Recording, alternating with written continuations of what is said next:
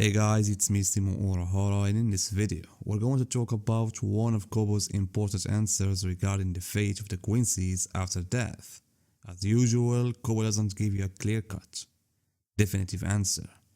But this time, his answer confirmed a lot of things, and gave us a glimpse, as I said, into the Quincy's fate after death. That's why guys, in this video, we'll look at Kubo's answer and discuss it in detail by following the fate of some Quincy characters, as well as members of other races. But before we start guys, I need your reaction. Don't forget to support this video by your likes and comments to increase its reach so other fans can watch it, and a big thanks to the ones who support Simo, either the memberships of my channel or on Patreon. Thank you guys so much. So guys, we finally have an important question. A question many fans wanted to know the answer of it.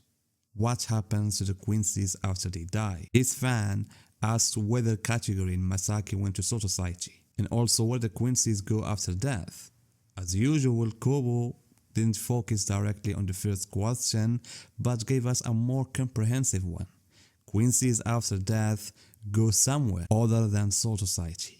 So that was Kubo's answer, which confirms a lot of things but also opens the door to big questions. Kubo confirmed that in fact Quincies do not go to Soul Society after they die, and while this seemed somewhat expected, but also for me surprising, because all the races we know of in one way or another end up in Soul Society. For example, humans or normal souls go to Soul Society, like the kid Shibata as an example. Hollows can also go to Soul Society after being purified by Zanpakuto. Even Fullbrings can go there, as we saw with Ginjo, Tsukushima and Giriko. And so as you can see, every race ends up in the Soul Society, except for the Quincies. And since the start of the story, it was never clear whether they actually go to Soul Society after death. That's why guys, I want to talk about 3 cases that raise doubts about the fate of the Quincies. And the first case is Masaki Kurosaki. Many fans has wondered, is there a chance Ichigo could meet her there? Now based on Kubo's answer guys, this possibility is impossible. But even if there were a chance for Masaki to be in Soul Society, it still wouldn't have been possible, simply because Masaki's soul was completely devoured by the Grand Fisher. That's why guys, I believe her soul wouldn't have gone anywhere at all. And this is something Ichigo hinted at when he stood in front of his mother's grave with Isshin. And at the time Ichigo didn't know his father was a Shinigami or the whole truth. And Isshin, trying to comfort his son, told him that if Masaki saw him doing well, she'd be fine in the other world. And here Ichigo guys seemed to imply that his mother couldn't be in the other world, in the Soul Society, since her soul was devoured by the Grand Fisher. And this scene was cut from the first season of the anime, and even from the first OVA.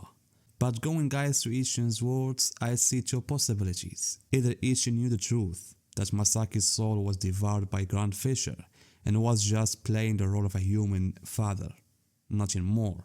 Or Isshin actually knows where Masaki went and framed his words to Ichigo accordingly, and we'll talk about this point guys shortly. And then we have the second case, which is equally important, the death of Soken Ishii. I think this is the case that really left fans puzzled about the fate of the Quincies after death, because during Uryu's battle against Mayuri in volume 15, Mayuri revealed that during his time as a head of the Shinigami's Research Institute, Quincies were rare as a species, and the Shinigami were monitoring them, and Mayuri used to convince those Shinigami to intentionally delay rescuing Quincies in danger. And as a result, when Quincies died, the Shinigami would take their souls to Mayuri, where he conducted numerous experiments on them. And one of those Quincies was Soken Ishida. And so it wasn't just Soken's soul that Mayuri took to the Soul Society. There were many other Quincy souls he had brought for his experiments. And here is where the question guys arises. What would have been their fate if Mayuri hadn't brought them to the Soul Society? Unfortunately guys, couldn't give us a clear answer. He only said that Quincies go somewhere other than the Soul Society. That's why guys, I'll tell you 2 possibilities. The first possibility, which I found somewhat strong, is that the souls of the Quincies return to Yuabach, And since he is the father of the Quincies, all Quincies originated from him. His blood runs through their veins, and Yuabak possesses the ability to share fragments of his soul, which return to him carrying all the powers of the person who had that fragment. And all of this, guys, suggests that Yuhabak could indeed be the final place where Quincy's souls return after death. And actually there were some hints of this in the story. The first sign appeared when James, who was with Masculine, died.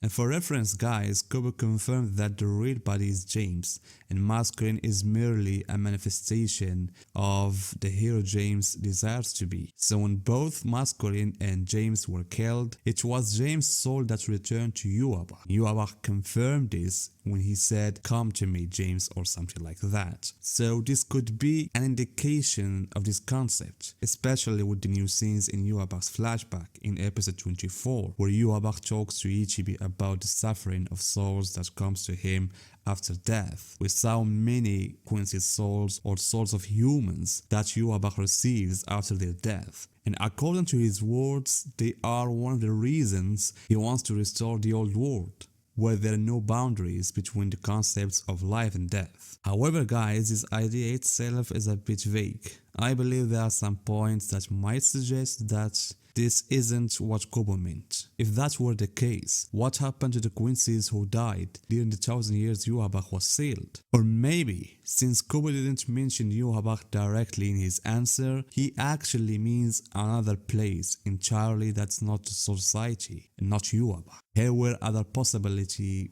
come to mind. Maybe the fate of the Quincies as a race is hell. And the reason could be that as a cursed race, they are incompatible with the new order.